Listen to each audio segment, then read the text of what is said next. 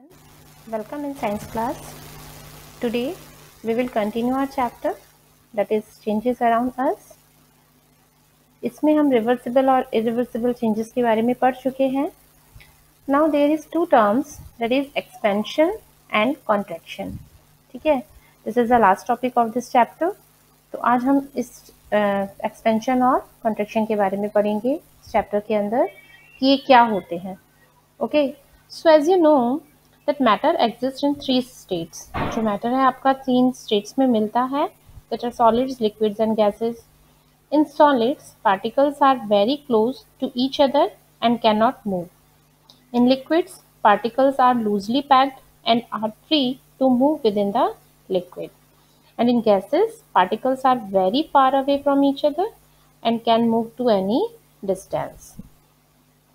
When you heat a solid, it will melt into liquid form, and if you cool this liquid, it will turn to solid again.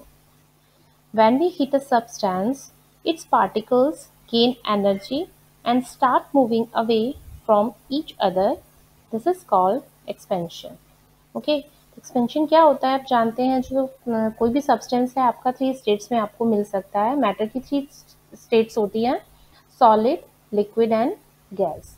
ठीक है, तो हम अगर solid particles के अंदर जो molecules होते हैं वो क्या होते हैं, बहुत पास होते हैं, इसीलिए वो कैसा होता है, हार्ड होता है. लिक्विड्स के अंदर मॉलिक्यूल्स थोड़ा दूर होते हैं. Okay, because of this property the liquid can flow. Liquid देखा है ना आपने, वाटर है, ऑयल है, फ्लो कर सकते हैं. ठीक है, क्योंकि उसमें मॉलिक्यूल्स क्या होते हैं, दूर होते हैं. और गैसेस के अंदर क्या होता है, very far away. Molecules are very far away means बहुत ज़्यादा दूर होते हैं. इसीलिए जो गैस है बहुत जल्दी क्या हो जाती है, आपके फैल जाती है. देखा है ना आपने. ठीक है, तो किसी भी सब्सटेंस को जब हम गर्म करते हैं, आपने देखा होगा सॉलिड्स को अगर हम गर्म करते हैं मीन्स उसमें टेम्परेचर उसका बढ़ाया जाता है, तो वो किस में चेंज हो जाता है, आपका लिक्विड फॉर्म के अंदर चेंज हो जाता है. और लिक्विड अगर फॉर्म है किसी भी सब्सटेंस की, उसको भी अगर आप और गर्म करते हैं तो वो आपका गैस स्टेट में चेंज हो जाता है ना. तो क्या होता है एक्सपेंशन, क्या होता है कि सॉलिड्स के पार्टिकल्स या किसी भी सब्सटेंस के अंदर पार्टिकल्स में जब हम क्या करते हैं वो एनर्जी गेन करते हैं. मीन्स अगर हम उनको गर्म करते हैं, हीट देते हैं, तो एनर्जी आती है उनके अंदर.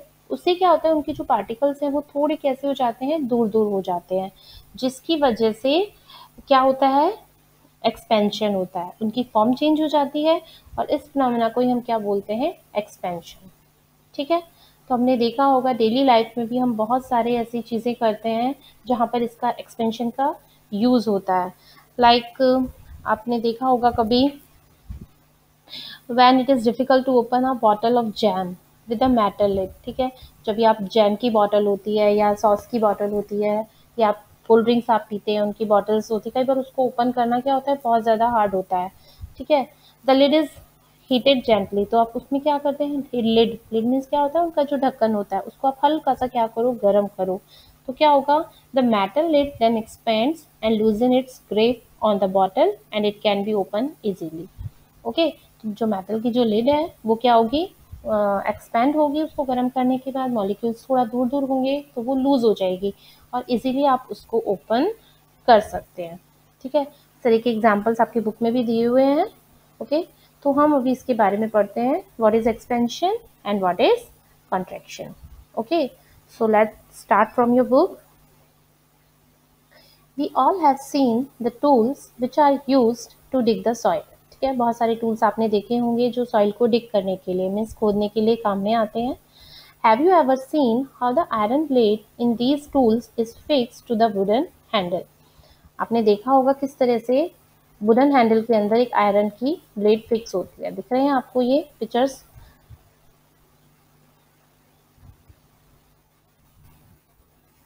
दिख रही है आपको, ये देखिए पिक्चर्स हैं आपकी ये.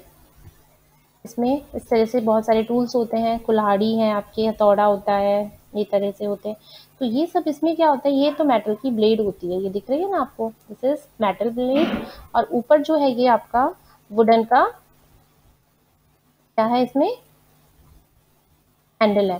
ठीक है, ये वुडन हैंडल है. ठीक है, देखिए इसमें क्या होता है, the iron blade of these tools has a ring in which the wooden handle is fixed. ठीक है, ये आपको दिख रहा है इसमें, बार बार प्लीज टर्न हो रहा है, देखिए दिख रहा है आपको, ये यहाँ पर इसमें ये है वुडन एक रिंग है, ठीक है, इसमें यहाँ पर ये बीच में आपको होल दिख रहा है, तो इनके अंदर आपका ये जो वुडन का हैंडल है वो क्या हो जाता है, फिक्स होता है। Normally the ring is slightly smaller in size, जो रिंग होती है वो कैसी होती है, थोड़ी सी साइज में छोटी होती है then the wooden handle, handle से साइज में थोड़ी कैसी होती है, छोटी होती है। To fix the handle the ring is heated and it becomes slightly larger in size. ठीक है, तो उसके लिए क्या किया जाता है, इस रिंग को थोड़ा सा क्या किया जाता है, गर्म किया जाता है, हीट किया जाता है, जिससे वो जो मेटल है, ये आयरन है, वो थोड़ा सा एक्सपेंड होता है। ठीक है, उसमें एक्सपेंशन होता है, उसका साइज थोड़ा बढ़ जाता है और इजीली हम उसको वुडन हैंडल को उसके अंदर डाल सकते हैं। और थोड़ी देर के बाद जब वो क्या होता है, ठंडा हो जाता है, मेटल आपका ठंडा हो जाता है, तो वापस वो अपनी शेप ले लेता है। ठीक है, now the handle easily fits into the ring. When the ring cools down, it contracts and fits tightly onto the handle. ठीक है, जब वो ठंडा होता है, रिंग ठंडी होती है, तो वो इजीली कॉन्ट्रैक्ट होता है, उसके अंदर क्या होता है, कॉन्ट्रैक्शन होता है, मीन्स वापस वो सिकुड़ जाती है। गर्म करने के बाद चीज़ें कैसी होती हैं, एक्सपैंड होती हैं। ठीक है, और ठंडी होने के बाद वापस क्या होता है, उनके अंदर कॉन्ट्रैक्शन होता है, मीन्स वो वापस से सिकुड़ जाती हैं। तो इसी तरह से आपके मेटल के अंदर होता है, गर्म करने के बाद वो थोड़ा सा उसमें एक्सपेंशन होता है, वो थोड़ा लूज पड़ जाता है, इजीली आप उसके अंदर कोई भी चीज़ फिक्स कर सकते हैं। बट जब क्या होता है, वो मेटल ठंडा होता है, तो वापस वो अपनी ओरिजिनल शेप में आ जाए। ओके, सो इसी तरीके से मेटल्स के बहुत सारे टूल्स बनाए जाते हैं। इसी प्रिंसिपल आयरन के देखा होगा आपने, आयरन बहुत हार्ड होता है, ठीक है, फिर भी अलग अलग शेप के उसके ऑब्जेक्ट्स बने हुए होते हैं, सब बने होते हैं। तो इस किस से बनाते हैं, वो उसको क्या करते हैं, वो एक्सपेंड करते हैं, मीन्स उसको हीट करते हैं, गर्म करते हैं, जैसे वो आयरन है वो आपका थोड़ा सॉफ्ट हो जाता है और इजीली आपके जो कोई भी शेप के अंदर आप उसको चेंज कर सकते हैं। और जब वो ठंडा होता है तो वो शेप वो आपकी ले लेता है। Okay, so this is called expansion.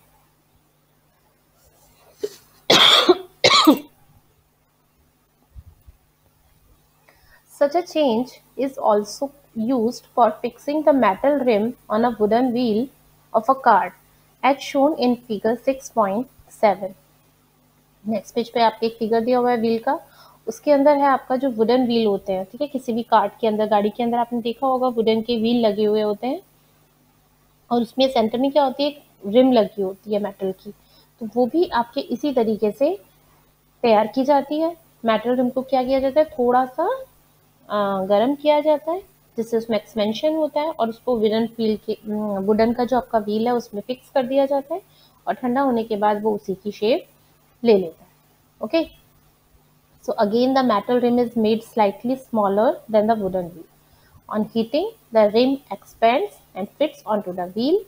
Cold water is then poured over the rim. ठीक है, उसको ठंडा करने के लिए उस पर क्या डाला जाता है, ठंडा पानी उसके ऊपर डाला जाता है, which contracts and fits tightly onto the wheel, जिससे वो आपके अंदर उसमें फिक्स हो जाती है। Okay, understand. देखिए यहाँ पे आप पिक्चर दिख रही है आपको, ये वुडन का व्हील है ये, और ये बाहर जो दिख रही है ये आपकी मेटल रिम है ना, दिस इज मेटल रिम और ये आपका व्हील है। तो इसको इसके अंदर फिक्स किया जाता है। रिम दिख रहा है आपके, थोड़ी छोटी है, व्हील आपका कैसा है, बड़ा है। तो उसको साइज का करने के लिए उसमें क्या किया जाता है, उसको गर्म करके एक्सपेंड किया जाता है, जिससे वो इजीली उसके अंदर फिक्स हो जाती है। Okay, when we heat water in a pan, जब हम एक वाटर को पैन के अंदर गर्म करते हैं, it begins to boil after some time, थोड़ी देर के बाद वो क्या होने लग जाता है, बॉयल होने लग जाता है। If we continue to heat further, the quantity of water in the pan begins to decrease. और आपने देखा है बहुत देर तक अगर हम उसको गर्म करते रहेंगे तो जो वाटर की क्वांटिटी है वो धीरे धीरे क्या हो जाती है, कम होने लग जाती है। तो कौन सा प्रोसेस होता है ये, इट इज इवेपोरेशन। पढ़ा है ना हमने, इवेपोरेशन क्या होता है, when a liquid change into its vapour on heating. किसी भी चीज़ को, किसी भी लिक्विड को जब हम हीट करते हैं, गर्म करते हैं, तो वो उसके वेपर्स में चेंज हो जाता है, दिस इज कॉल्ड इवेपोरेशन। तो ये भी आपका क्या है, एक इवेपोरेशन है। ओके, तो water changes into its vapour vapour में चेंज हो जाता है। In activity 7 chapter 5 you have observed that water vapors gets changed into liquid water when it is cooled। ठीक है, 5th चैप्टर में हमने पढ़ा था कि वापस जब हम उसको क्या करते हैं, हमने पढ़ी थी ना सब्सटेंसेस को अलग करना। ठीक है, सॉर्टिंग ऑफ मटेरियल्स पढ़ा था, तो उसमें ये क्या आता है, सॉरी सॉर्टिंग नहीं, सेपरेशन ऑफ मिक्सचर, सेपरेशन करना सब्सटेंसेस को, तो उसमें हमने ये पढ़ा था। ठीक है, कंडेंसेशन, ये प्रोसेस कौन सा है, कंडेंसेशन। जब हमने डिस्टिलेशन पढ़ा था तो उसमें हमने दोनों प्रोसेस पढ़े थे, इवेपोरेशन एंड कंडेंसेशन। इवेपोरेशन के अंदर लिक्विड जो आपका वेपर्स में चेंज होता है, और जो वेपर्स होती हैं जब वापस लिक्विड में चेंज होती हैं तो दिस इज कॉल्ड कंडेंसेशन। ठीक है, ठंडा करने के बाद उसकी जो वेपर्स हैं वो वापस आपके लिक्विड में चेंज हो जाती हैं, तो उसे हम क्या कहते हैं, कंडेंसेशन कहते हैं। Okay, we all have noticed melting of ice. Ice melts when it is heated. Ice melt होती है, आपने देखा है उसको, हीट मीन्स उसको फ्रीजर से अगर आप बाहर निकाल के रख देंगे तो टेम्परेचर बढ़ जाता है। ठीक है, और वो आपकी मेल्ट होने लग जाती है। What does it change into? Is it possible to change this water back into ice? क्या इस वाटर को वापस आइस में हम चेंज कर सकते हैं? यस, इजीली हम कर सकते हैं। वापस आप उस वाटर को फ्रीजर में रख दो तो वो वापस सॉलिड में चेंज हो जाएगी। Okay, so this is also a reversible change. और हम जो एक्सपेंशन पढ़ रहे हैं, it is a reversible change.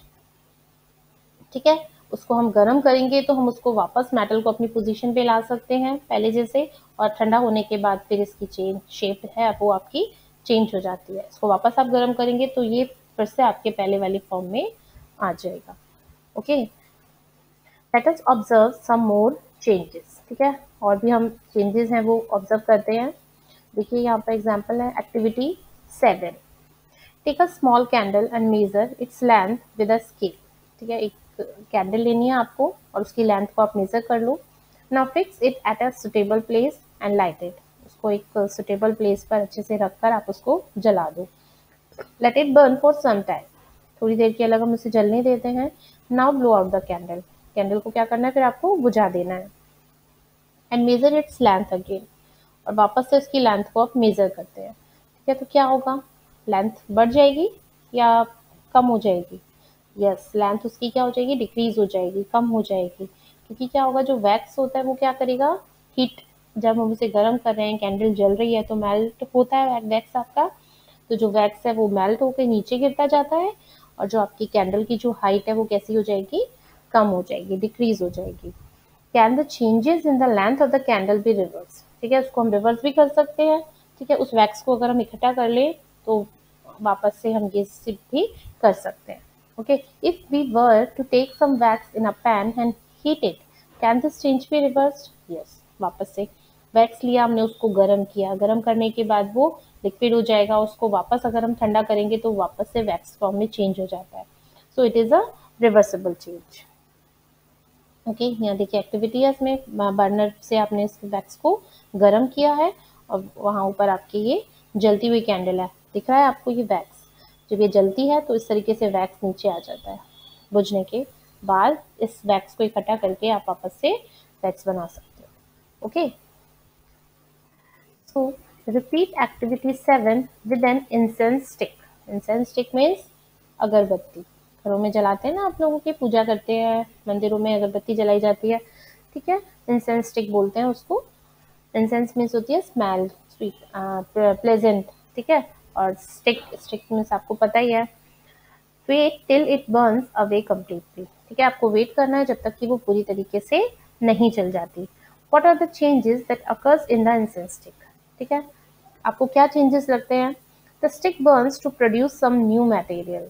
ठीक है, आपने देखा है एक कैंडल आपकी जलती है और एक इंसेंस स्टिक आपकी जल रही है, तो दोनों में कुछ चेंज आपको नजर आता है?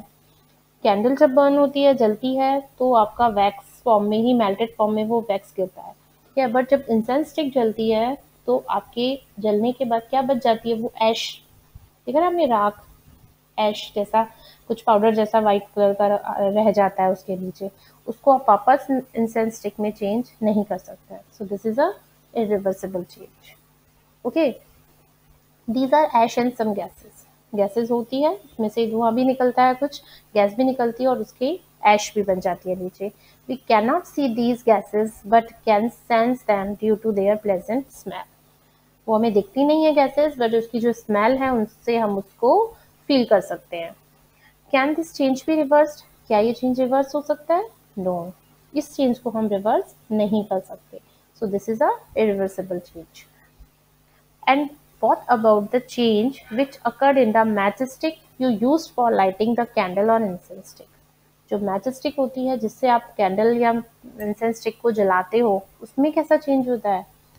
जो आपने देखा मैचस्टिक किसकी बनी होती है? आपकी वुड की बनी होती है, लकड़ी होती है ना उसमें पीछे की तरफ, और आगे जो ब्लैक कलर का जो केमिकल लगा होता है उसके अंदर, जिससे वो बर्न होती है, जलती है।